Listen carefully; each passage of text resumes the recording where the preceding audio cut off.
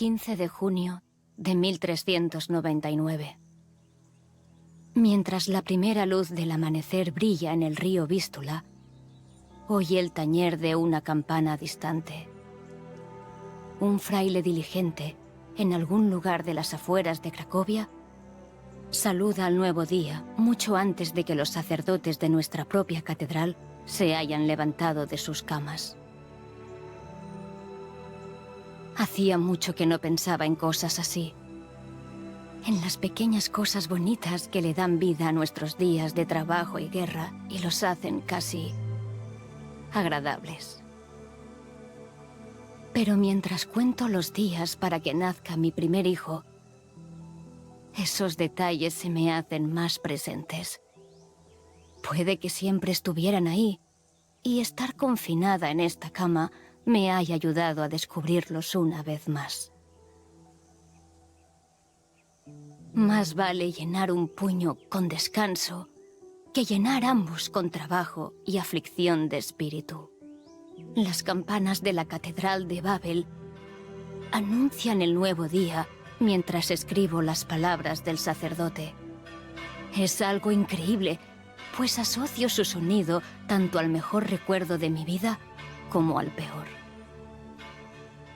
Vine a esta ciudad cuando tenía 11 años. Una solitaria princesa de Hungría, rodeada de guardias. Una extraña en una tierra desconocida. El reino de Polonia, que mi difunto padre me había dejado como herencia, era un país al borde de la ruina. Estaba en plena guerra civil. Cada duque y lord insignificantes reclamaban para sí el trono, y con él mi mano en matrimonio. No era algo que yo desease fervientemente, pero, por otro lado, viniendo aquí, podría volver a ver a Guillermo una vez más. Mi querido Guillermo, el príncipe de Austria. Estamos comprometidos desde que tengo uso de razón. Por fin nos casaremos en cuanto ocupe el trono de Polonia. Nada más desaparecer las montañas y oír cómo las campanas de la Catedral de Babel en Cracovia tañían a lo lejos, pensé en él. Lo que daría por volver a ser una chica joven e ingenua.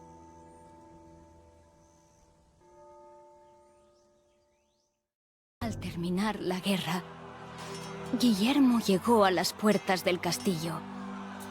Cuando me dieron a conocer la noticia, fue como si un rayo de luz llenase mi corazón y corrí a encontrarme con él. Solo para verlo rodeado de mis propios guardias. Me abalancé hacia la puerta, pero los guardias me alejaron y Guillermo desapareció entre una multitud de uniformes y acero reluciente.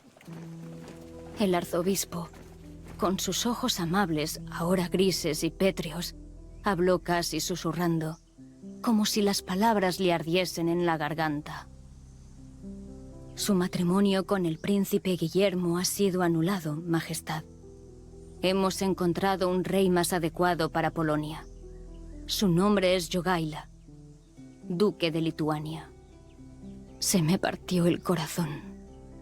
Los nobles de Cracovia nunca tuvieron la intención de honrar mis votos con Guillermo, pues no querían que Polonia cayera bajo la influencia de los Habsburgo. Hicieron un trato secreto con Jogaila de Lituania, un trato que ahora esperaban que yo cumpliera.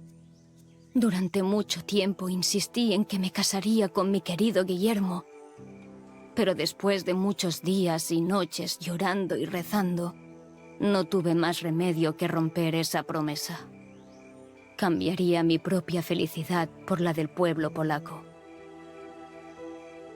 Me casaría con Jogaila, el duque pagano, y cumpliría con mi deber como reina. Dios, perdóname. Jogaila. Por aquel entonces era como el nombre de un demonio. Era un hombre apuesto a su manera. Tenía una cara rígida, con ojos fríos como el hielo. Meses más tarde, vi sus rasgos suavizarse por primera vez. Pude sentir el cariño en su mirada, pues yo era su joven esposa, la clave de su legado político. No me dejé engatusar fácilmente por el pagano que los nobles eligieron por mí. No era un hombre tierno. Era hábil tanto en la corte como en el campo de batalla, y cualquier decisión que tomase era por su propio beneficio político. No se parecía en nada a mi Guillermo, pero con el paso de los meses empecé a sentir afecto por él. Antes de subir al trono polaco, fue bautizado y juró cristianizar toda Lituania. Incluso se cambió el nombre a Ladislao Jagellón para sonar más polaco, más cristiano. Pero para mí, siempre sería Jogaila. Por muy despiadado que fuera con sus enemigos, siempre fue un buen marido. Mis palabras le importaban, ya fueran en privado o como consejo político, y a menudo sentía que éramos iguales. ¡Qué sentimiento tan extraño y poderoso! Después de la guerra civil, nuestro primer objetivo fue reconstruir lo que se había perdido. Este cometido era imperativo en la provincia de Galicia, y por ello viajamos allí juntos para corregir los errores del pasado. Cuando los nobles de Halich se rindieron, también se apagaron las últimas llamas de insurrección en Galicia. Polonia estaba en paz, y Jogaila era ahora el rey indiscutible del país. Con Polonia unificada y Lituania a punto de ser cristianizada, parecía que nada podía interponerse en nuestro camino. Por desgracia, Jogaila no era el único duque guerrero que su casa había engendrado.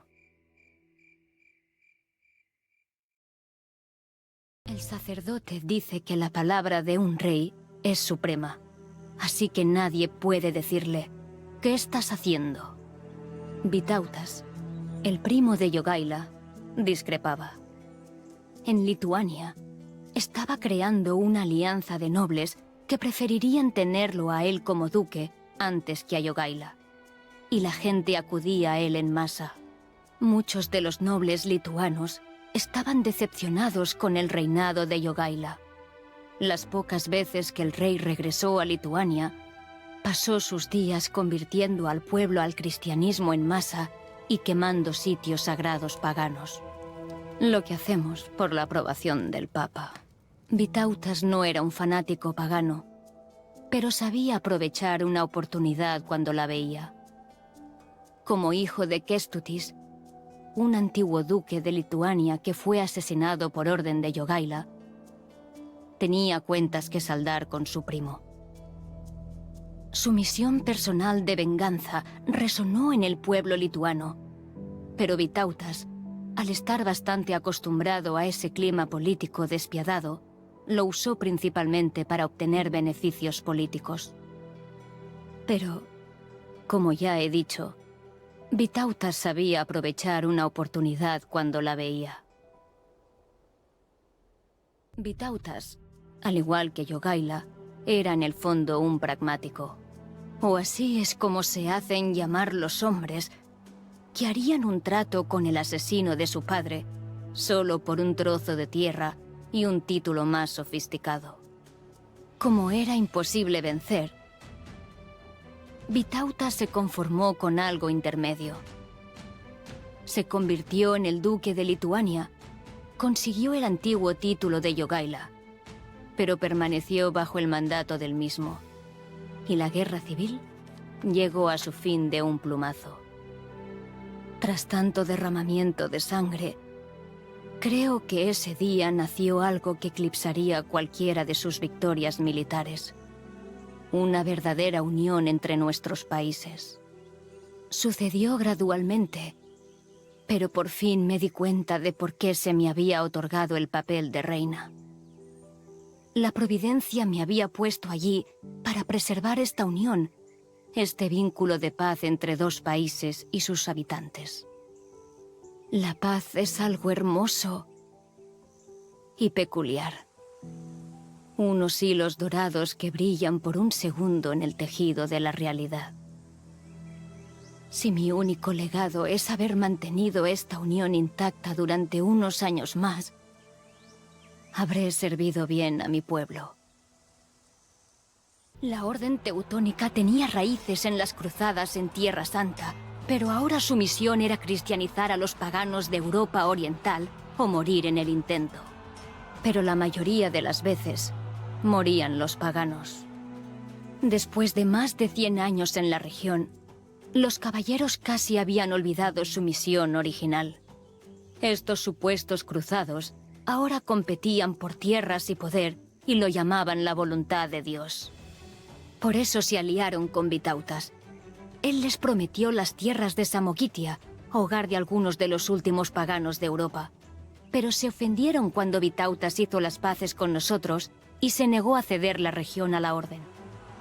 Los caballeros asediaron entonces la ciudad lituana de Vilna, así que Jogaila y Vitautas se apresuraron al rescate.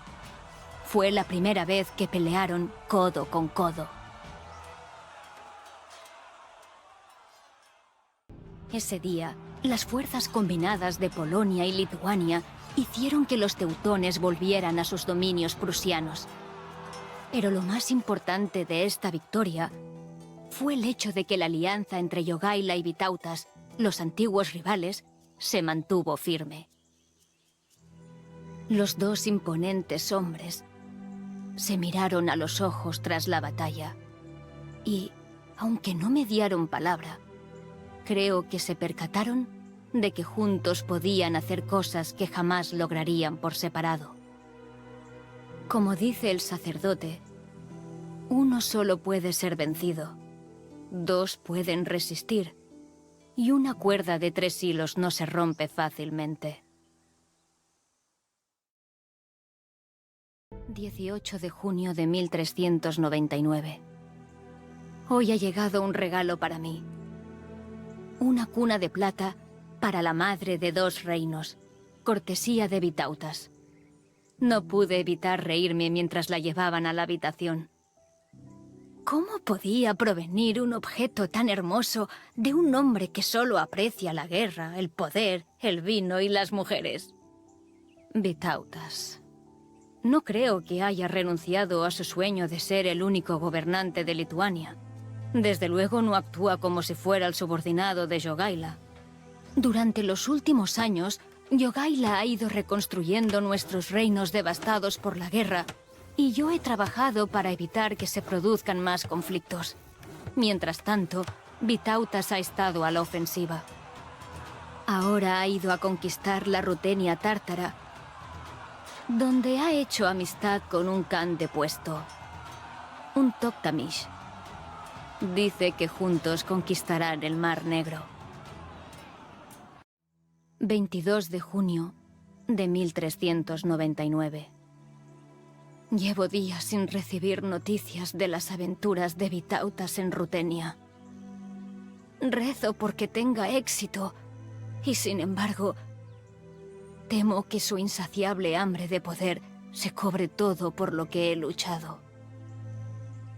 Pero por ahora no debería preocuparme por Vitautas. Tengo problemas más apremiantes, y mi mente lucha contra el miedo y la esperanza. Mi cuerpo está hinchado, me duele y cambia. Caminar es agotador, y acostarse no es un alivio.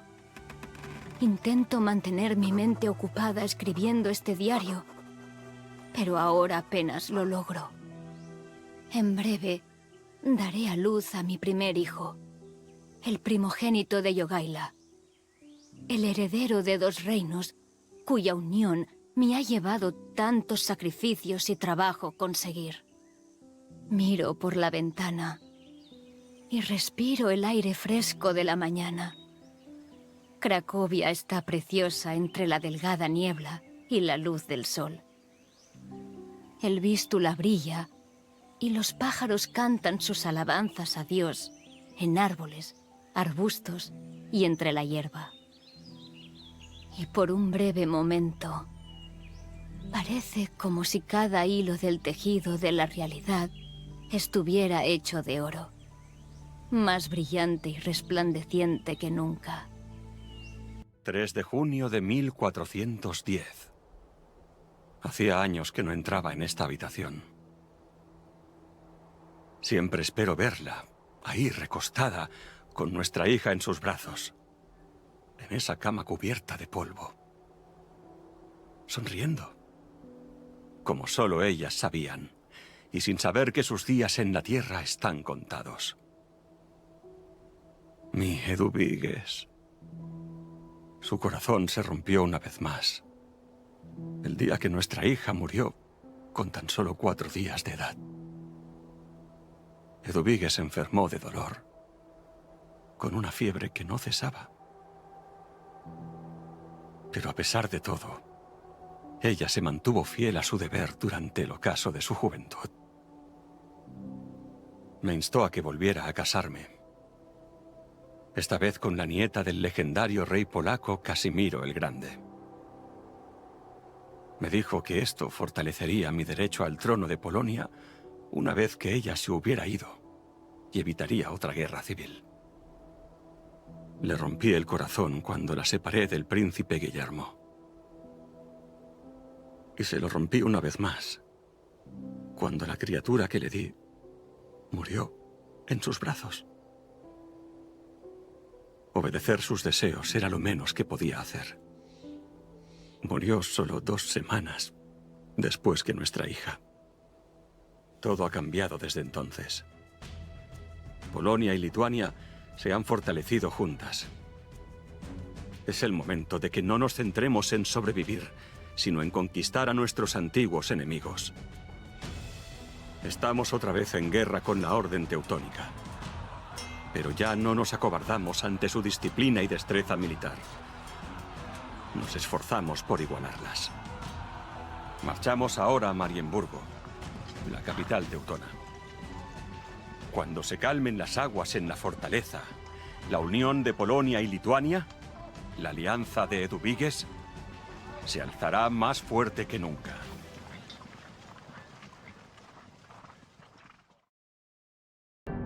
Jamás pudimos tomar la fortaleza de Marienburgo, pero al final no tuvo importancia.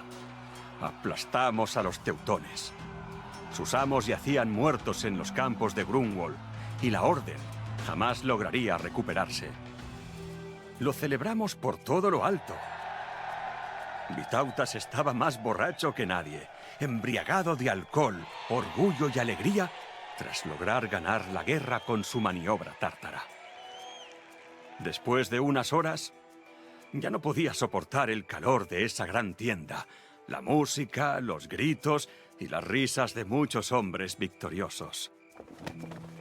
Me sumergí en la oscuridad y me acerqué a un pequeño arroyo que había cerca del campamento. Me senté allí en silencio, agradeciendo a Dios nuestra victoria y escuchando el murmullo de la corriente y el viento frío de la noche. No pude evitar pensar en ella, en mi Eduvigues, quien hizo todo esto posible. Te perdí demasiado pronto y Polonia perdió a su estrella más brillante. Pero ahora, por fin, sé que tu sueño vivirá donde tú no pudiste.